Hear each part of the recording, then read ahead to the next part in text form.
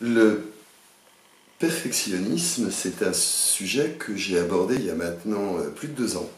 En fait, en octobre 2017, je nous ai proposé comme sujet le perfectionnisme au risque de l'épuisement. Et bien, c'est précisément sur ce sujet que je reviens aujourd'hui.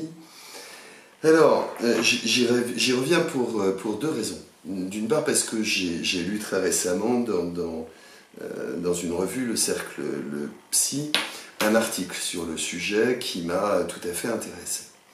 Mais la vraie raison pour laquelle je l'évoque, je l'aborde aujourd'hui, c'est une conversation que j'ai eue récemment avec une amie, Julie, qui a évoqué cette difficulté qui est celle des parents aujourd'hui en situation de confinement, qui doivent faire face d'un côté à du télétravail éventuel ou un travail à l'extérieur, aux tâches de la vie de tous les jours, et enfin à la scolarité de leurs enfants avec des injonctions extrêmement précises autour du fait de suivre la scolarité de leurs enfants.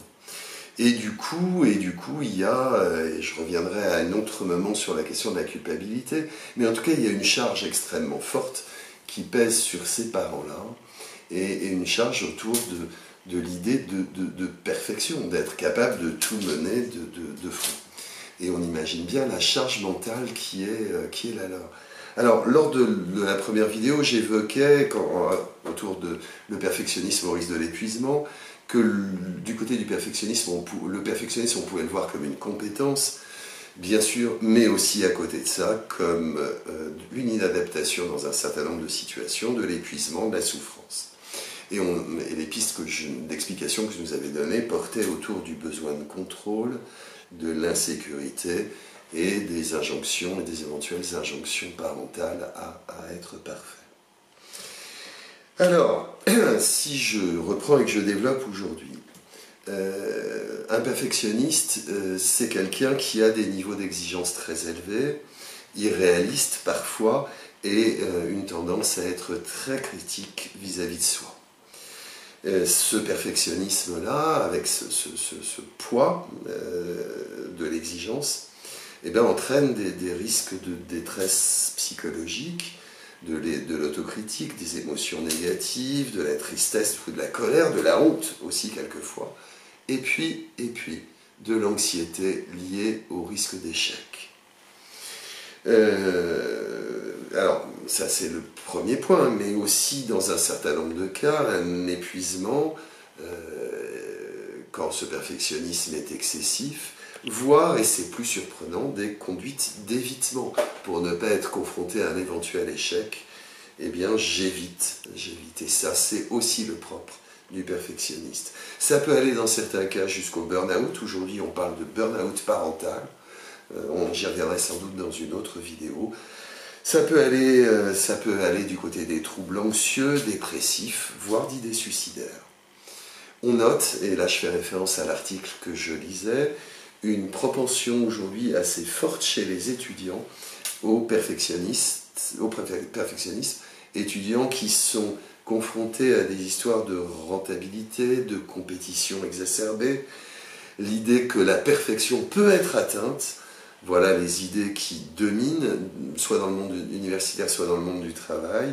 Eh bien, l'OMS, l'Organisation mondiale de la santé, met en évidence l'augmentation des troubles anxio-dépressifs chez les étudiants. En fait, tout le problème du perfectionnisme, c'est quand il ne répond pas exclusivement à des critères internes, à une volonté qui est propre à celui de la personne, donc que ce n'est pas par choix, mais que ce perfectionnisme, il est là par obligation. Et qu'il s'agit d'éviter en réalité des échecs auxquels les personnes sont incapables de faire face sur le plan émotionnel. En fait, on devient prisonnier de l'injonction de perfection. Et évidemment, ça peut nourrir un profond sentiment de solitude lorsque le perfectionnisme socialement prescrit